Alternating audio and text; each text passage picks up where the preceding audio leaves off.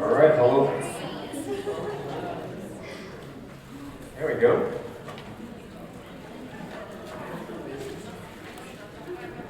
Okay, so let's just pray and we'll get right into this because this is going to be maybe a little hot there. This is going to be a subject that normally can be kind of difficult, so it's kind of intense. So I'm going to try to make it very easy to understand. So let's just pray. Father God, we just give you thanks for this time and this great fellowship and all the speakers and all the people who helped make this whole conference possible. We just give you thanks for your Son and what he has done for us and the revelation you continue to pour out in our lives. We just ask that you would speak through me with this message, that it would be understandable and clear and just beneficial to those who are here to understand your fingerprints in creation. And we pray this in Yeshua's name. Amen. So, yes. I guess a little bit more background for those who really don't know me. I've had an interesting background. I've been involved with a lot of different things. I actually started out in electrical engineering for 2 years, so I didn't actually get a degree. I got a diploma.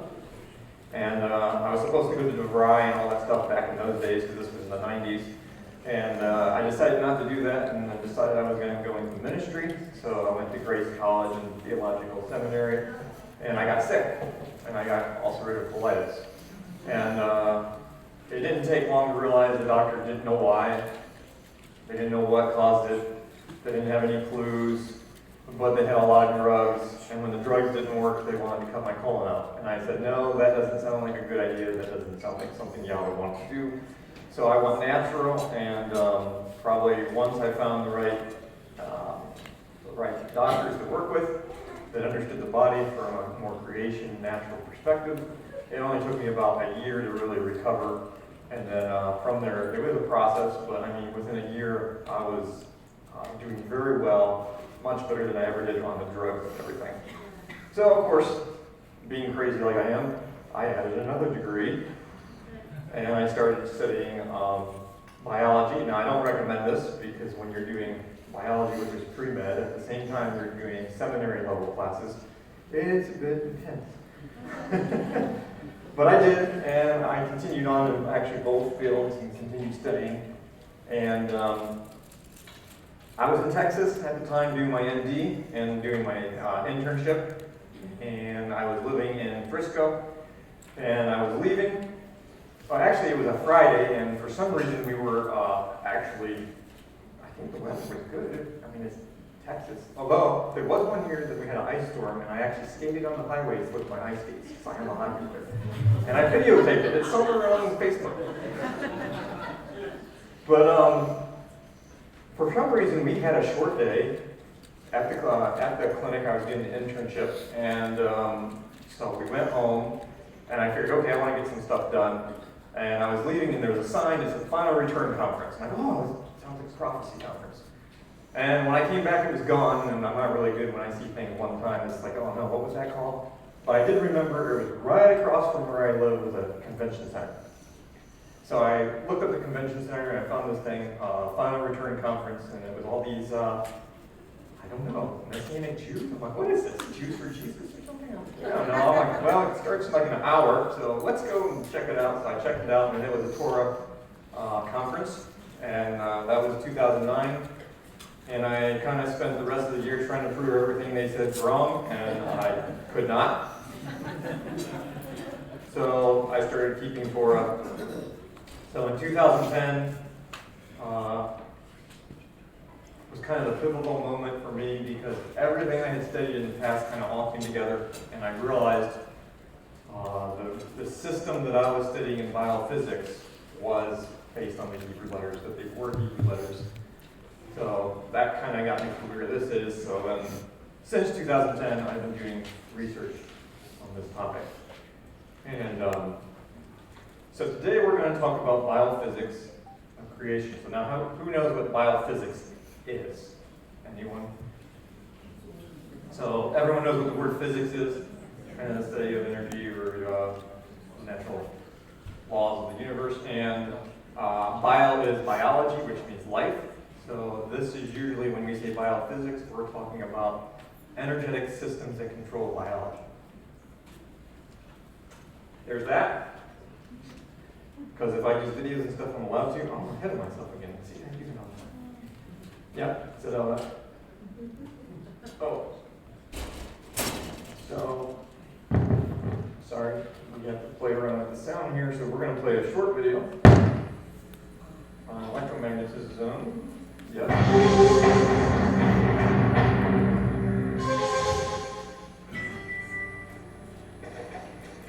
Something surrounds you, bombards you, some of which you can't see, touch, or even feel. Every day, everywhere you go. It is odorless and tasteless, yet you use it and depend on it every hour of every day.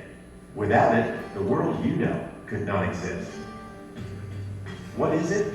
Electromagnetic radiation. These waves spread across a spectrum from very short gamma rays to X-rays, ultraviolet rays, visible light waves, even longer infrared waves, microwaves, to radio waves which can measure longer than a mountain range. This spectrum is the foundation of the information age and of our modern world. Your radio, remote control, text message, television, microwave oven, even a doctor's X-ray, all depend on waves within the electromagnetic spectrum. Electromagnetic waves, or EM waves, are similar to ocean waves in that both are energy waves. They transmit energy. EM waves are produced by the vibration of charged particles and have electrical and magnetic properties. But unlike ocean waves that require water, EM waves travel through the vacuum of space at the constant speed of light. EM waves have crests and troughs like ocean waves. The distance between crests is the wavelength. While some EM wavelengths are very long and are measured in meters, many are tiny and are measured in millions of a meter, nanometers. The number of these crests that pass a given point within 1 second is described as the frequency of the wave. One wave, or cycle, per second is called a hertz. Long EM waves, such as radio waves, have the lowest frequency and carry less energy. Adding energy increases the frequency of the wave and makes the wavelength shorter. Gamma rays are the shortest, highest energy waves in the spectrum. So, as you sit watching TV, not only are there visible light waves from the TV striking your eyes, but also radio waves transmitting from a nearby station, and microwaves carrying cell phone calls and text messages, and waves from your neighbor's Wi-Fi, and GPS units in the cars driving by. There is a chaos of waves from all across the spectrum passing through your room right now. With all these waves around you, how can you possibly watch your TV show? Similar to tuning a radio to a specific radio station, our eyes are tuned to a specific region of the EM spectrum and can detect energy with wavelengths from 400 to 700 nanometers, the visible light region of the spectrum.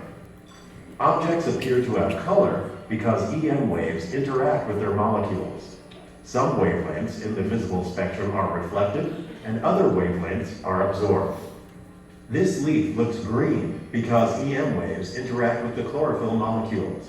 Waves between 492 and 577 nanometers in length are reflected, and our eye interprets this as the leaf being green.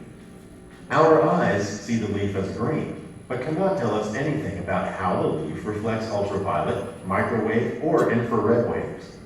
To learn more about the world around us, scientists and engineers have devised ways to enable us to see beyond that sliver of the EM spectrum called visible light.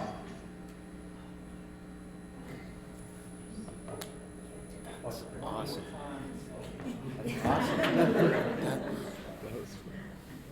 That was easier than me saying all that.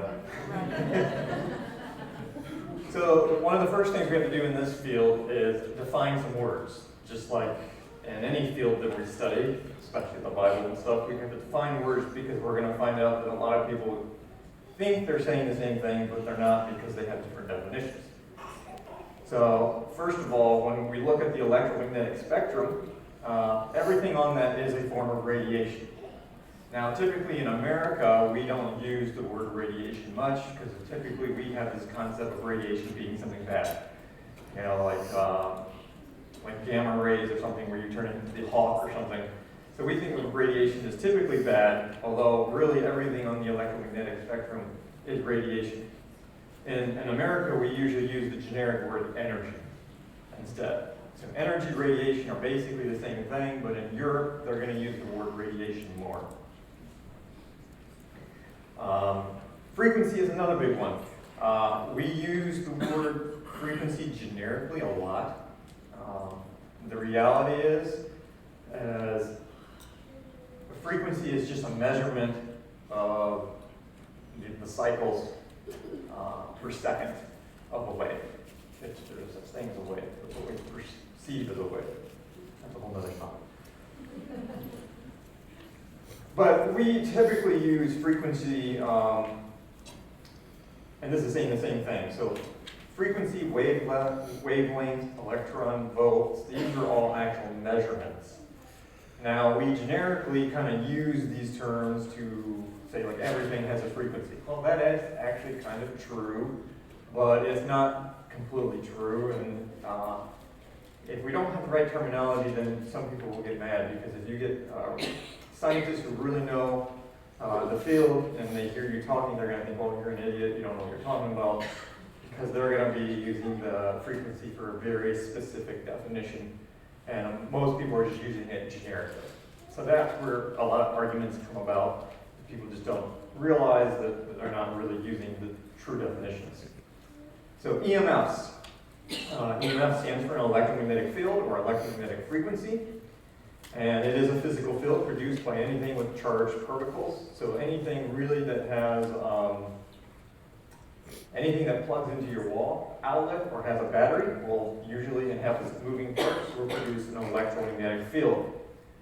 Not to be confused with lowercase EMF, because that's electromotive force.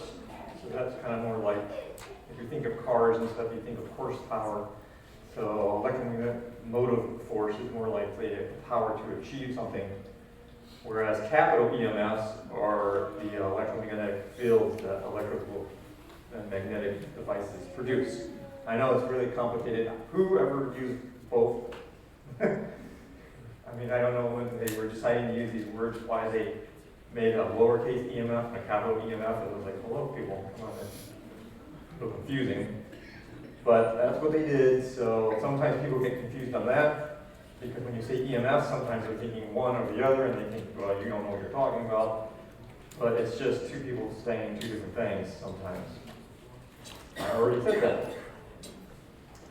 I should say that when it comes to DC current, they also produce electromagnetic fields, but they are a little bit more natural to the body than AC current.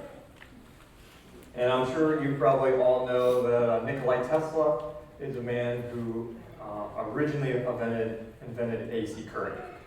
And he was the understudy of Edison, and there was a big feud between the two. I don't really know what to believe anymore because I've heard so many things. But Tesla was supposed to give us free energy and free everything, and obviously some people didn't like that. And a lot of people say Tesla was the genius and Edison was not. However, upon further studying, I don't know if I believe that anymore, because I find that it's not that Edison didn't think you could create AC current. He actually thought it was dangerous and we shouldn't be messing with it. Which is not what they taught me in electrical engineering. In fact, they really don't want to talk much about Tesla or any of that at all when you study electrical engineering today, especially today. Today, electrical engineering is completely taught wrong, but that's a whole other thing. Being taught wrong on purpose. Therefore, everything does produce or is made up of an electromagnetic field or an electromagnetic frequency, but there is a difference between a natural EMF field and a man-made EMF field. Very important. So we're going to talk about the difference between natural and man-made. And this is kind of the building blocks of where we're going. So you kind of have to understand this to get to the next step. Everything found in nature has an energy field or a frequency which can be labeled an EMF. These fields are very subtle, and we are still somewhat limited to being able to fully measure them, and at least the general population, because the devices to do that are very, very, very costly. So the average person is not going to have a device to measure the frequency of a rock or a leaf. Our bodies have been designed to live with and respond correctly to these types of frequencies. The things that Yah created, our body can understand and communicate with. All EMFs are sending information, since information is part of frequency. Therefore, communication between both natural items and man-made items are taking place, even if we do not realize it, sense it, or understand it from a chemical perspective. So we have to remember the saying I'm going to say a lot. Matter, that is chemistry, doesn't matter to energy. All chemistry is made up of energy. Natural EMFs produce proper communication within our bodies. This is called in-phase coherence. Man-made EMFs produce something called out-of-phase incoherence. That means your body's ability to communicate properly is messed up. This is how man-made devices really affect our bodies. Everyone usually makes this way too complicated, and they're trying to figure it out, and most of them don't have. The problem we have today is it's American culture, and everything's so compartmentalized. Your engineers don't know biology, and the doctors don't know engineering, and neither one understands the other's perspective, and neither one of those two fields understand the energy systems of the body. So when they're testing these things for safety and see how they work, they don't even know what they're talking about, because they don't even have the perspective to look at all that together. Okay, so we have this major problem with everything being so compartmentalized and separated that people don't even know how to test these things to see if they're safe, because they don't even know what's testing. So from an engineer's perspective, like the FCC and stuff, the only thing they're looking at is how hot your tissue gets heated by an electromagnetic field.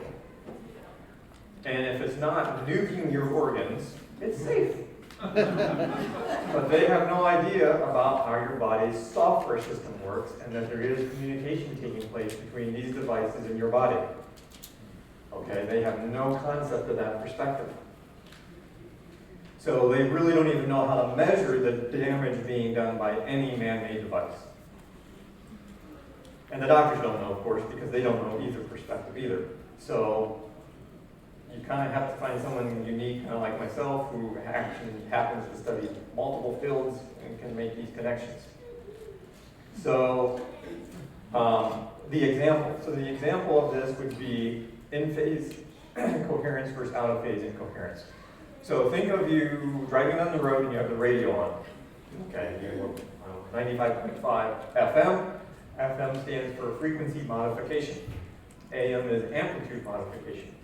So when you tune into that radio station, you're picking up that specific station. And it comes in great and you're hearing it, that's in-phase coherence. Perfect communication. And then you go underneath the bridge. And what happens? You listen to it and they go, that's out-of-phase incoherence. You don't want that happening to your body. But unfortunately, as that video showed, it's happening to us all the time, and we're not really able to perceive it. So I don't get into this a whole lot, but I might as well just say it here. I have a whole other teaching on electromagnetic man, where we get into man-made devices and how they affect the body. The question is, what can man-made devices cause in the body? The answer is anything. It just depends on what part of your body's software gets messed up as to what kind of disease could manifest. Typically, what you see is the neurological and the reproductive issues, because those are all part of the physical communication systems. The physical communication systems are hormones, peptides, neurotransmitters, neurons. And then you have the software, which is all energetic, which we can get to. Natural chemicals versus synthetic chemicals. So this is another thing that a lot of people don't realize, but this is Peruvian photography. And that's where they actually take a picture of the leaf and they can see the electromagnetic field of that leaf. We can do this. We can actually see these things. And I know a lot of people don't realize that, and it's not magic or anything like that. But here's the interesting thing. If you take a natural occurring element, let's say like vitamin C from an orange, and you look at it in a microscope, an electron microscope, and use Criterion photography, I'm sorry when I'm speaking fast, I can't speak. You're going to get this nice looking field on vitamin C. Okay? Now, if you take synthetic vitamin C, from a chemical perspective, it looks absolutely identical to the vitamin C got created. However, when you do the Kirlian photography, what you're going to see is the electromagnetic field is all ugly and broken up and not complete and just blah. And the reason why is that the information and the true software behind that element is not present anymore because it was synthetically created. And when you put it in your body does not know what to do with it. It is a poison. The body cannot utilize synthetic. And all it can do is try to manipulate and force your body chemically to do something.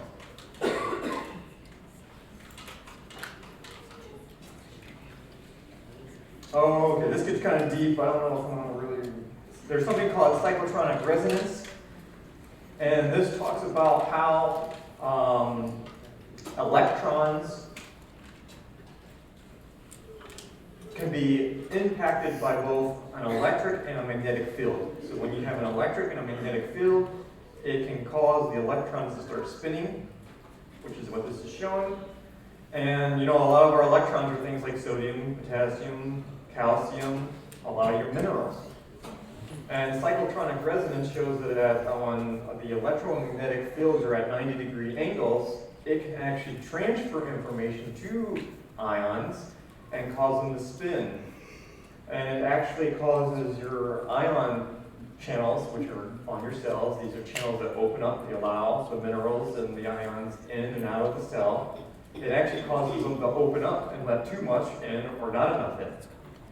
So there actually is a chemical response to living in high amounts of electromagnetic frequency, just in how it's actually transferring information to our ions, our minerals, and causing them to enter and exit the cell too fast.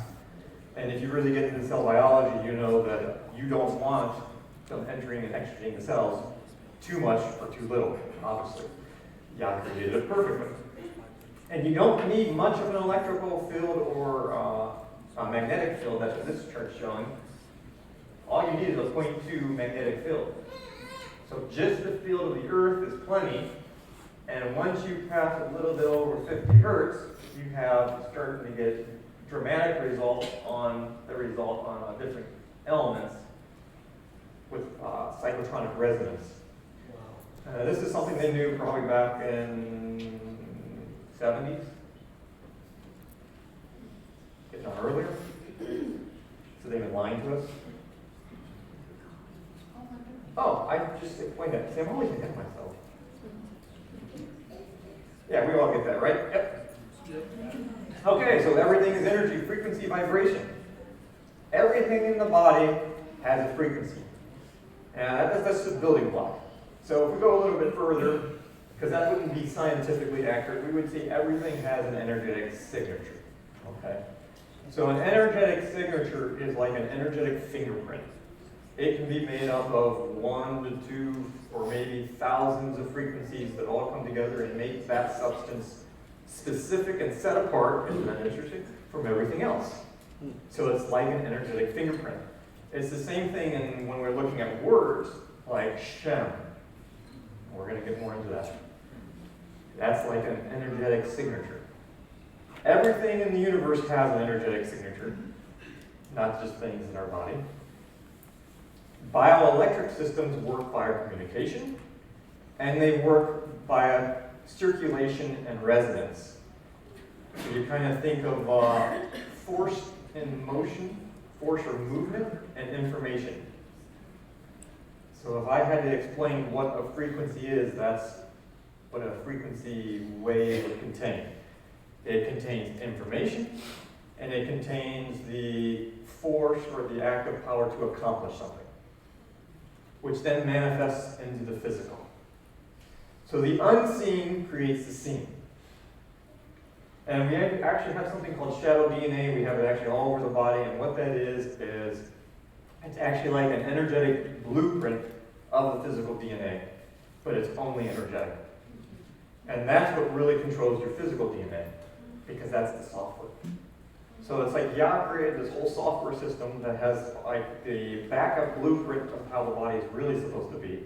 And then based on how it manifests into the physical and gets corrupted, it's like there's a backup always sitting there. And they call that the shadow DNA. Subtle energy systems do not like to be force stimulated. It doesn't really like to be forced. So like things like massage and chiropractic and things like that are fine when you're working with muscles, bones, tissues, no problem.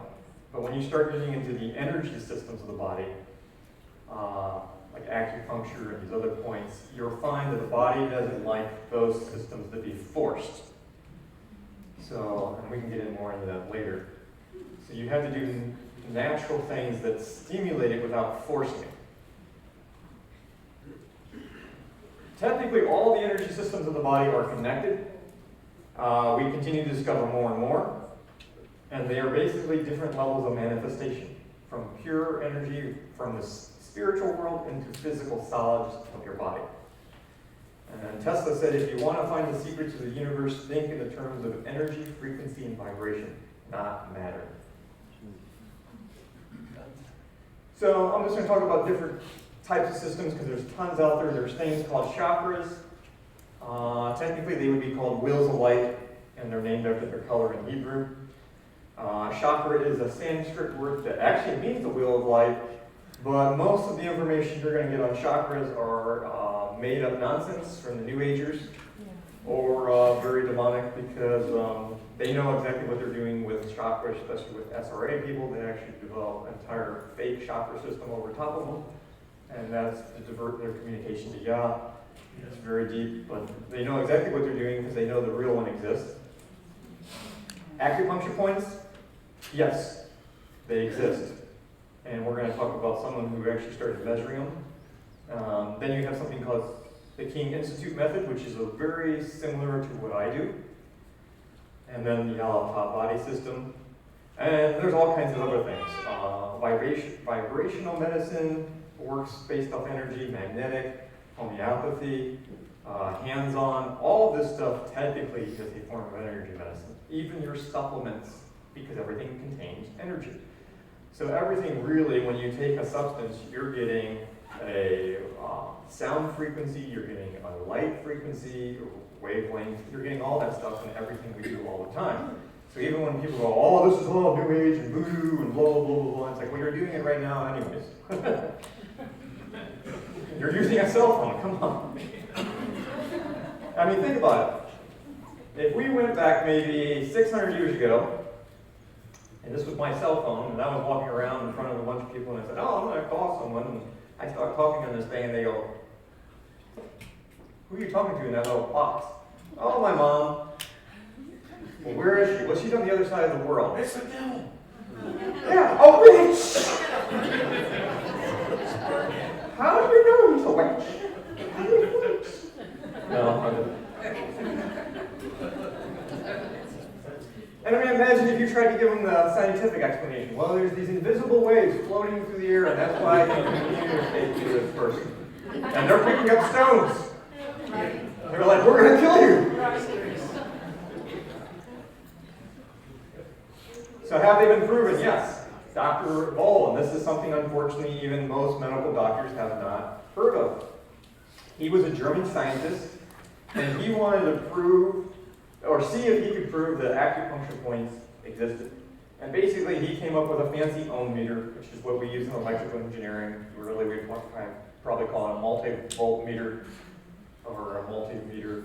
And with that, what you're doing in ohms is you're measuring resistance. So he wanted to see, could we measure resistance at acupuncture points? And the amazing thing happened is every time he measured an acupuncture point, there was 100 times more resistance than non-acupuncture points. And he went, So then him and Jean-Claude, or Von Claude something, they, not the martial art guy. What they did, the next thing is there he is. They started injecting radioactive isotopes in the acupuncture points and non-points, and then watching what happened. I don't know who signed up for this, but I mean. And what they found out is the energy of where the radioactive isotopes would migrate all the way along the pathways and the points, and when they injected them into non-points, it didn't go anywhere. And they were actually able to trace out the pathways. And as you can see, this was over like 80 years ago almost, probably now. And they found out that the Chinese meridians were probably about 90% accurate.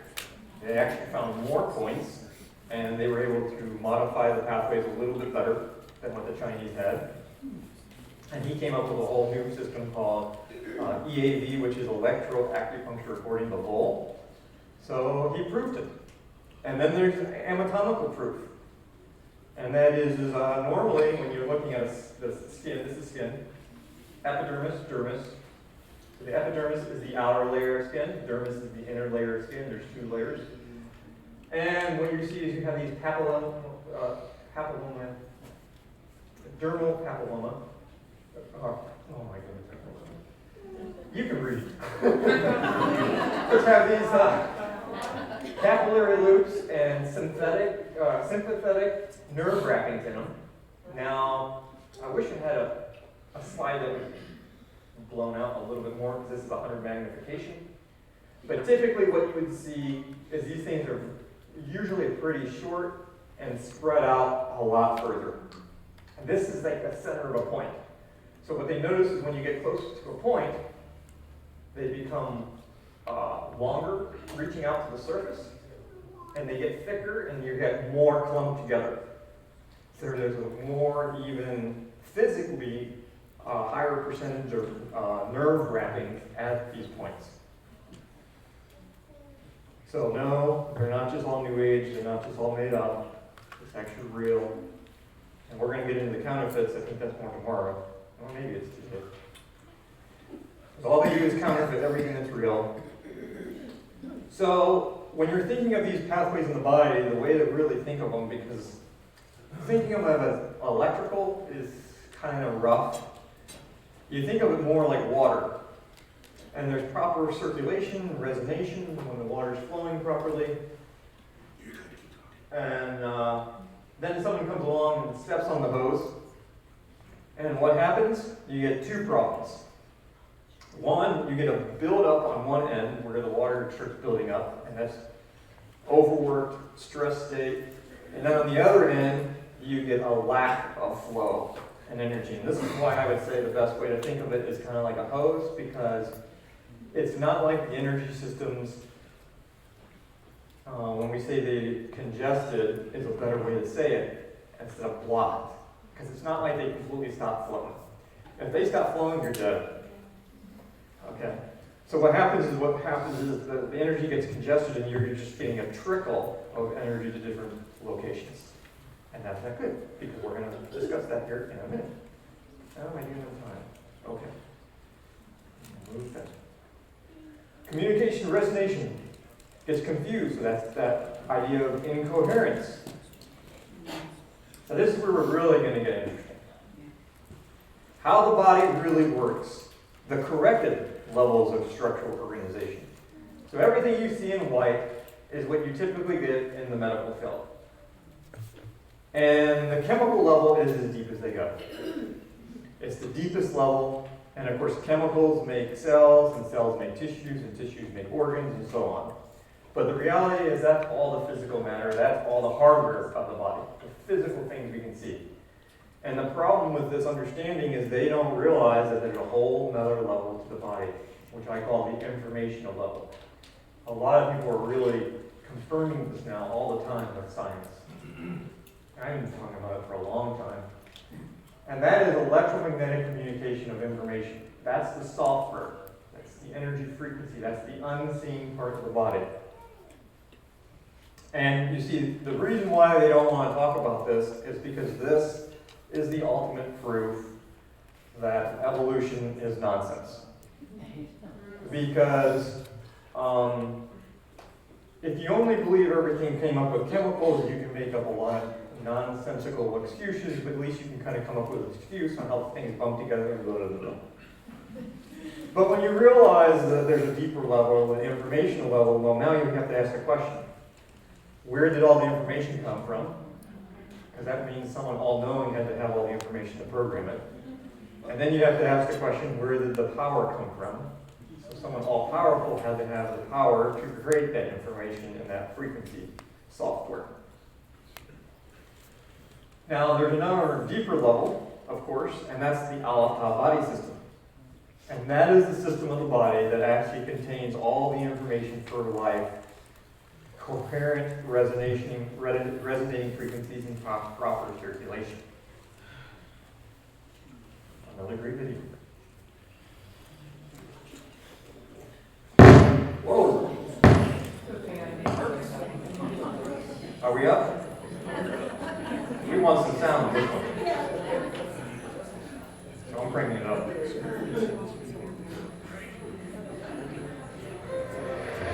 film you're about to see has no characters.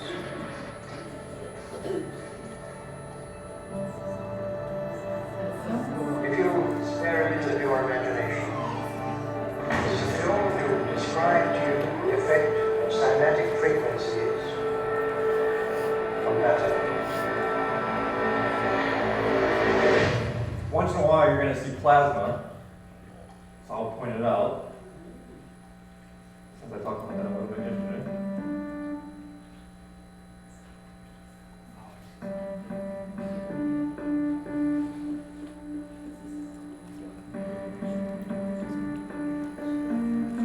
Sacred geometry! Yeah, some of the sacred.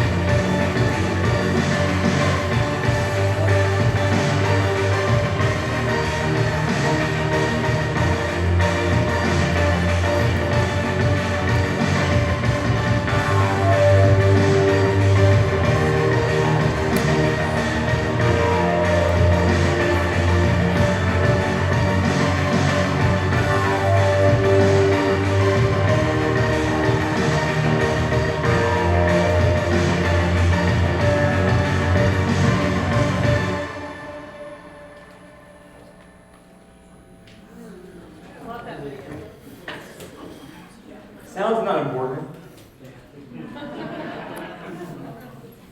So there was a lot of examples of plasma in there. So plasma simply is light that flows through different forms. It can flow through gases and liquids, but usually when you're looking at plasma, it's not technically classified as a gas or a liquid yet. So you have a plasma, then you have a gas, liquid, solid. And this is why they don't talk about plasma, because people would ask a lot of questions then, like how you can create energy just by shining light on water. Think of Genesis. So, how the body really works. Communication via electromagnetic systems.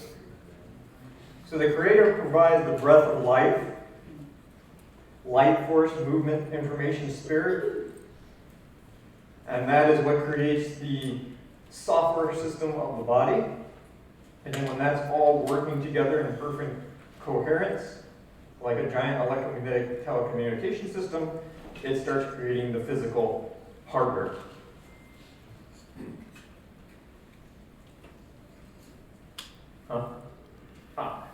Matter doesn't matter to energy. Matter doesn't matter to energy. So, it's all about electromagnetic communication. This is how the body really works. The ultimate cause is bioenergetic communication. We could call this the body's software. Once the body's software gets messed up, it creates a domino effect that can cause problems on the chemical level, cellular level, and so forth. What can mess it up? Simply put, life. Toxins, scar tissue, injuries, emotions, negative thinking, electromagnetic interference, RF interference, how we live, what we eat, what we drink, breathe, or the lack thereof. Wideband frequencies. Yeah, what we call energetic causal change. That's for this is for people who do testing. We get stuck on chemistry way too much. This is not the ultimate cause. Even if we can find a problem on the chemical level, it might not be the cause, but still the symptom level. Some examples: phantom pain, phantom DNA are examples of the body's electromagnetic energy systems. So you can see here where they had a leaf. And when they cut the leaf in half, you can see there was a disruption in the electromagnetic field of the leaf. Because when you make, in the body, when you make cuts on the body of any type, there will be a breakage in, or a congestion of the electromagnetic pathways. And there's a law, it's up there, the law of conversion of energy. Energy can neither be created nor destroyed, rather it transforms from one form to another. So let's say you get your leg chopped off, amputated, whatever it is, and the person says, I still have phantom pain, I feel like the leg's still there. What is that? Well, what that is the energy systems that make up the leg are still there. And they're still able to communicate information. And pain, simply put, is a signal that the body's system of circulation, energy circulation, is congested. Doesn't matter what the pain is a symptom trying to tell you, hello, something's not circulating correctly, you might want to get it fixed. So people can still feel the leg as if the leg was really there because the energy is still there. The only thing they got rid of was the physical matter. And what's really interesting is if you look at the points on the legs, like the Aleph point is on the leg, if you went to where that point was, even though the leg's not there, and touched the location, you can still feel the energetic pulses. In fact, it can feel heavy. And as you uncongest it, it can become very light. That's right, the weight of objects can change based on how condensed or uncondensed or congested the electromagnetic energy is. That's what gravity really is. Gravity is not a separate force. Gravity is just another field on the electromagnetic spectrum that has to do with how the ether becomes manifested in the physical density, which is what creates the heaviness. You can get anyone on a table up here, and we can get someone in the audience who was 80 pounds and put them on the table, and if they were extremely congested, you put your hand underneath them, they would feel like they're 500 pounds. And you can put someone on the table, and then you could work on the person, and they could get uncongested, and the body would become very light. See it all the time. It will change the shape of life. Energetic signatures or frequencies. Frequencies, I know I already kind of said about this, are really just measurements of cycles per second of a wave. We use the term generically. So does everything have a frequency? Yes, technically, but we can't really measure all of them. What we can measure is their energetic signature, which is like their energetic fingerprint, which is a lot like Shem in Hebrew. So if you remember yesterday, I was talking about, oh, this is good. I'm doing good in time. Good. I might have some more time. So if you remember yesterday, we were talking about Shem. What is Shem? It's, the acronym is NICE. The nature, the identity, the character, and the essence. That's what a Hebrew word's all about. And when you think about it, the nature, identity, character, the essence is like the word form of an energetic signature. And since all Hebrew letters actually are numbers, we should be able to measure them. And that's exactly what we do. So an energetic signature is the energetic frequency measurement of basically the Shem, the word of that substance. So actually everything in nature has been named. And a lot of times when you're working with the body and you're testing the body with more advanced bioenergetic devices like I use, the key to getting good information is understanding how the body communicates. Because a lot of things are not named by the names we use. Like when you get into infectious organisms, we come up with all these fancy names and classifications, and a lot of times that's not actually the real names according to Yah. So you have to figure out what the body identifies those things as according to how the body was originally created, because the body knows the names to all those things it comes in contact with, because there's always communication. I think this is actually for tomorrow. So I'm trying to think if there's anything else I really want to say, because we're actually doing really good. I think I have 3 more minutes.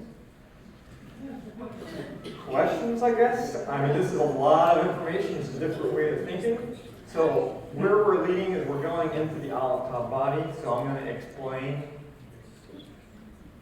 Basically, the language of Yah is on our bodies, and it's directly related to everything He's ever spoken. Which means how we live our lives will directly impact the communication systems of our body. Which basically means the blessing and the curse is already programmed. And it just depends on how we're living it out. We're going to get into all that, and we're going to get into counterfeits and all that stuff.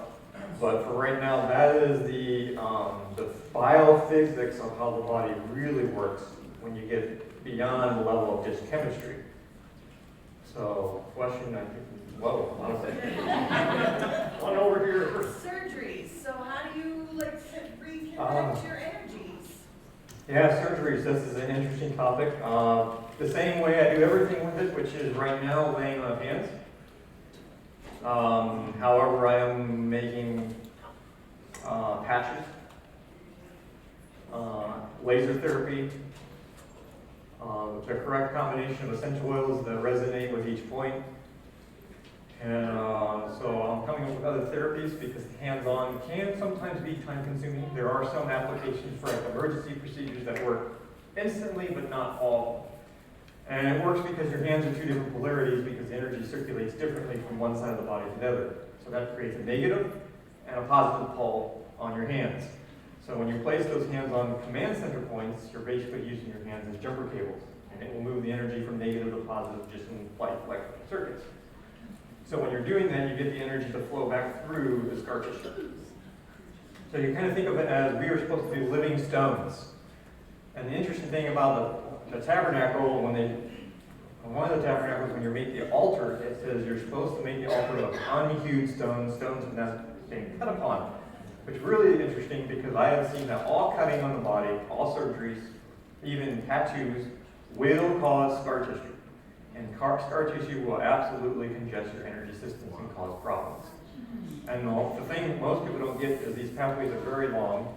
Like head and vision messenger pathway is a good one. It goes all the way from your big toe all the way up into your head. So a person could get a major injury to their big toe and develop migraines, headaches, epilepsy, anything that has to do with the brain. And you can go to your medical doctor all day and they go, oh, there's nothing related to your toe in your head. Yeah, actually there is. And it also gets into some of the sacrifices where he said to put the blood on the big toe and the big thumb and the big earlobe, because you're going to find out that that pathway goes through all three of those areas, and that pathway controls blood. Yah doesn't know what he's doing, of course. Question over here. I have two questions. One is quick. First question: the right frequency machine, Yes. is that a reliable piece of technology for treatment and diagnosis and Yes stuff? and no. Okay. Is the Rife machine reliable? Yes and no. It depends on which Rife machine and how you're using it, because what Royal Rife developed was really good, but I don't know how many of you know his story, but they actually paid his secretary to poison him and burn down his lab. So most of his work was lost because he was curing cancer. Yeah. The AMA actually had him bring, they brought like 500 people to him with cancer. He cured them all using frequency. And then they poisoned them and burned down the lab. So most of his work has been lost, and people have tried to put it back together. So a lot of the right frequencies out there today are not really that accurate like it used to be. And the real Rife machine used plasma generator. So that was like a plasma tube, like you were seeing. He was putting his hand on the plasma disc that you get at the science store. And it was sending information through plasma light. And there are still some devices out there you can get that. They're usually a lot more expensive, and that is a better form. So I have seen, they're usually pretty effective at things like infections and things like that. Some of the bigger things, you might not always get the greatest results, because it just depends on if you have the right frequencies or not. Is it accurate for diagnosing things, or No, Okay. I didn't know if that was junk science absolutely or. not. Okay. The reason why is I have them in my testing, but you have to take them with a grain of sand, because a lot of times when it comes to a right frequency, they will say 47.7. And that frequency could be used for a parasite, it could be used for a cancer, it could be used for gallstones. And then the problem is when you see that, you go, well, it's the exact same frequency, so which one is it? It means the information is lost in their guessing. So for diagnosing, it's not very accurate. My husband got bit by a bug, and now he's having pain. Sorry, this is my second question. Yeah? Is that something you're gonna go into tomorrow about Yeah. Okay, that's all I wanted to know. Most bites and stings will kind of be a trauma to the body. Yeah, It depends on what was transmitted. Pain's moving around his body, and so. Sounds like almost Lyme. Not scary, but Yeah. this stuff has all been biologically altered, weaponized pathogens. Yeah, he got really sick, so. Yeah. Okay. Probably want to get on that right away. Yeah. Back over here. Yeah, I know you've heard this, and you can tell me whether this is accurate, that when they were trying to figure out what was holding the universe together, it was sound, and relating that to Hebrews chapter 1, verse 3, that Messiah is the radiance of God, and he holds all things together by his glorious word. Did you respond to that? Yeah, so this question was that a lot of physicists today are saying that everything in the universe is held together by sound. Yes and no. It's actually two things. They know that everything in the universe is held together by light, and when light is slowed down and becomes vibratory, it becomes sound. So light and sound actually does hold everything together. We're going to get into that more tomorrow, because we're going to talk about the cycles in the body. And then Hebrews 3, then 1 and 3, does that make sense with him holding all things together? Yeah, Yeshua is the light of the world, the whole By the thing. glorious Yeah, word, yes. that's where we're going to go tomorrow. In the area of sunlight, like today is a beautiful sunny day Yah has given us, and my mood and spirit is so elevated. And I find myself during the winter months with the gray and Yep. the light. My question is, are there frequencies, I'm assuming the sunlight is a frequency that's very harmonious with our body, and are there things like moonlight that I've seen different things studying that moonlight actually can cool bodies versus warming up bodies like the sunlight. Can you speak to that? Yes. So There is something, it's called biophotomodulation. Biophotomodulation is a study how light can modulate the chemistry of the body and stimulate the body to make different chemicals. Like neurotransmitters? Kind of. Because I've seen So another. obviously, device where- when you're in sunlight, it's going to stimulate your body to make vitamin D. The right vitamin D, not synthetic. Correct. My doctor tells me to take vitamin D during the winter because I have a deficiency, but Yep. during the summer, it's naturally produced. Correct. And my mood tracks that. And that's why usually in the winter you have to take double the amount of vitamin D as the rest of the year. But is that a toxin, the synthetic form I get at Walgreens? Most likely, you would probably want to find a whole food supplement. That's what I use. So whole food supplements are supplements that were created by the whole food. So in other words, if orange is in it and lemon peel and I don't know, whatever other herbs you want to mention, they use the whole plant. There's a lot of supplement companies out there that what they'll do is they're taking herb and they're isolate a certain element away from it. You really don't want that because you have to put it all together for a reason. Right. So whole food supplements are supplements that were created by the actual whole food. So you can find a whole food vitamin D and it wouldn't be synthetic. Most really good supplements you're not going to find in your normal store. You're going to have to go to a really high quality health food store or find a practitioner that can get practitioner grade whole food supplements. Is sunlight antiseptic? Like, Yeah. Is that related to the frequency it's at, or is it, Mhm. is that? And it's a type of plasma, and the sun is a plasma discharge. I think in the back there was Yeah. first. I wanted to know your thoughts on the commandment to not mix fabrics, because I know some people say, well, that means we don't mix the wool with linen, and I know other people that are like, they won't wear wool.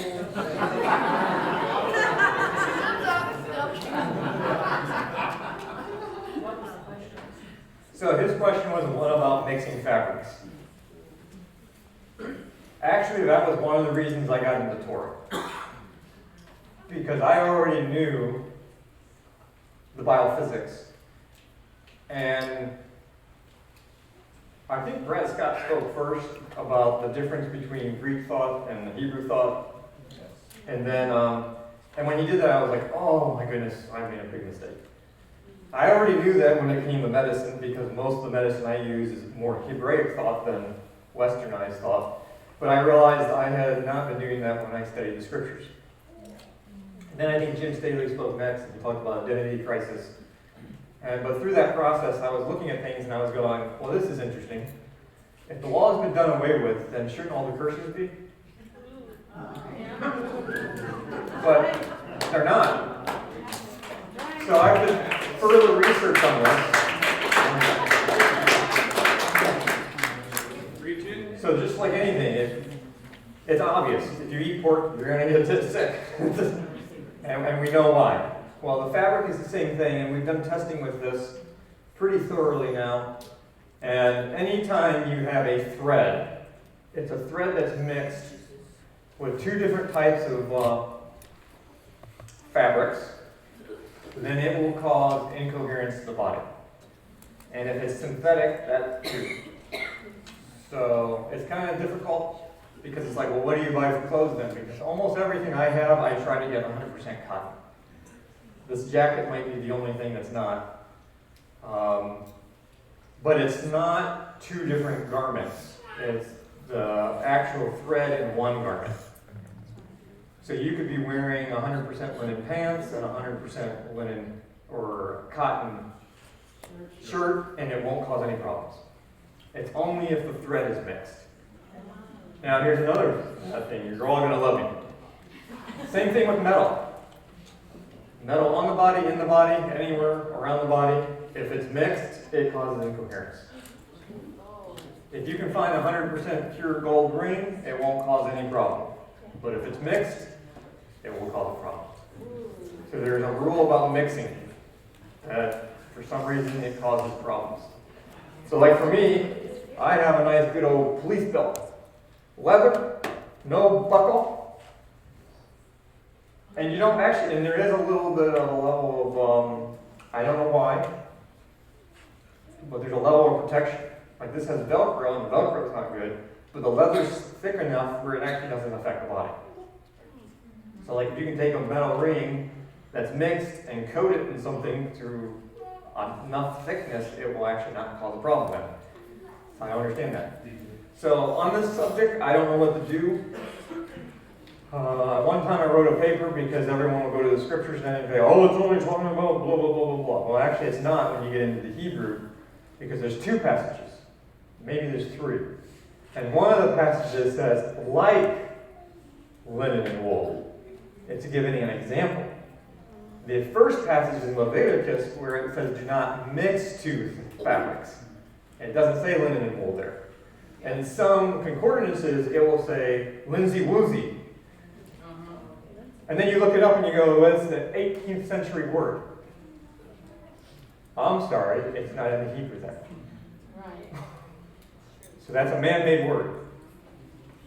So, now what do we do with that? Is it a sin then? Do we wear any mixed clothes? I don't know, because it's not completely clear in the scriptures. But from my understanding of physics, it's like it is causing a problem.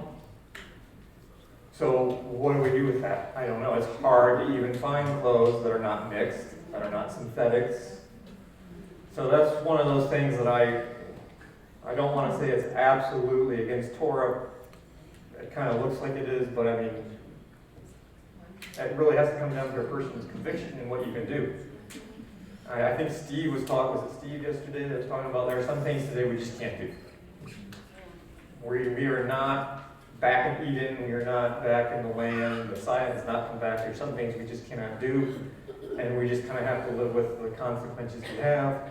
So my best advice is try to find the most natural, non-mixed clothing around.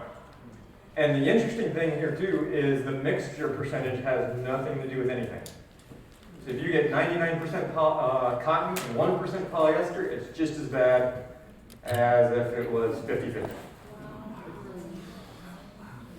So the percent doesn't make a change in how the body responds. It's just the principle of mixture. Real quick, with all of these, the video you show is crazy cool about all the waves going around us. For the longest time, I've always felt that if you have some form of a magnet on you, or between you and your device, or something of that nature, can you elaborate? Is that like a bunch of hogwash, or is there value in that? Like actually using a magnet to kind of block it? Yeah, I have a magnet between my case and my phone, and I always keep a magnet on me. I used to work in a power company, and I worked in the underground department. I had 35,000 volt lines running by my head all the time, multiple ones. Mm-hmm. And so because of that, I started studying, and they was telling me that if you have a form of, because there's all the EMF is massive down there, and so I started using these magnets to help with that. Is that baloney, or is that something we should consider?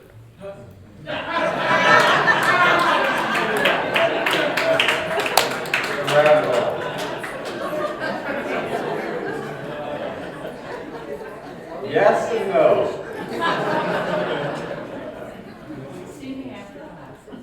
So, magnets, think of it this way.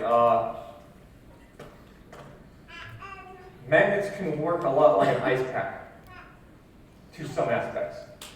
So will it help with blocking some waves? Yes. I mean, it kind of will actually help with grounding. The problem with magnets are you don't want to use them long term. Because what a magnet's going to do to the energy systems of the body is pull all the energy to that location. So you think of an ice pack. You put an ice pack on to bring all the blood to that location, and you only wear it for so long and then you take it off. So that's the problem with magnets. If you're using a magnet long term, it's diverting the energy away from the pattern that you created and pulling it to one certain location in the body. And magnets are really great for short-term use for healing like a broken arm or a bone. Because you put a magnet there, it's going to pull all that energy and circulation to that location, and you're going to heal faster. But then after that, you don't want to really be wearing it long term because you want those pathways flowing in their normal design path. Does that make sense? Yes, thank you. Yeah. It's up to them now. Go ahead and take a few more questions. We're gonna Who was first? Anyone? I think right here over the. If you. You had it up for a while. I forgot my question. Up next. No. Okay, so we're made of energy, Yes. and I weigh over 200 pounds. So energy has a weight, right? Yes. So when we die, Matter has a weight. so when we die, if our soul leaves our body, if something leaves, is there proof saying that we lose a little bit of weight? And would that be scientific fact saying that there's evidence that we have a soul? Yeah. Like that is That is true. It is fun. And there's a guy named Dietrich Klinghardt. I don't know if any of you have ever heard of him. He's like a German scientist, doctor actually, a German doctor. He does a lot of natural medicine, travels the world, but he's done some really interesting studies with people with light. And one of them was they had a person who was dying, and the person allowed him to test, and they kept track of the biophotons of his body as he was dying. And when he died, there was a huge spike of energy and light, and then it slowly dissipated. And he also did this with people praying. When people were praying, certain parts of the brain would light up, and there was a huge amount of light and what looked to be some type of communication via light when the person was praying. So the soul, is that, everyone has a soul, so you're going to lose something, or could that have to do with the Holy Spirit? It has something to do with the breath of life, and we're going to get into tomorrow. Because the breath of life is not just something symbolic in Scripture. Just get into it.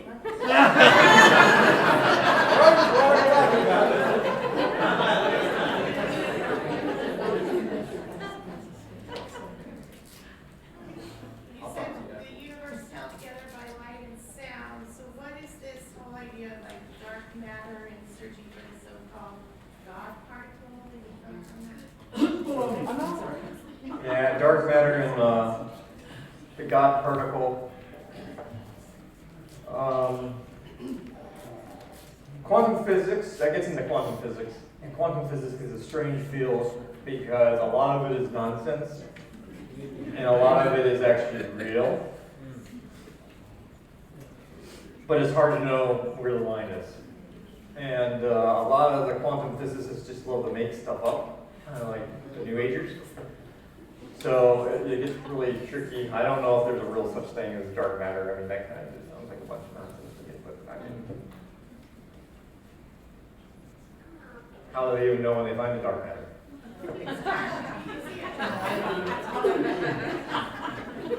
And that's the problem in physics, which is actually true in quantum physics. There is the principle of the observer. And I think that's just Yah saying you are never going to figure out my design completely.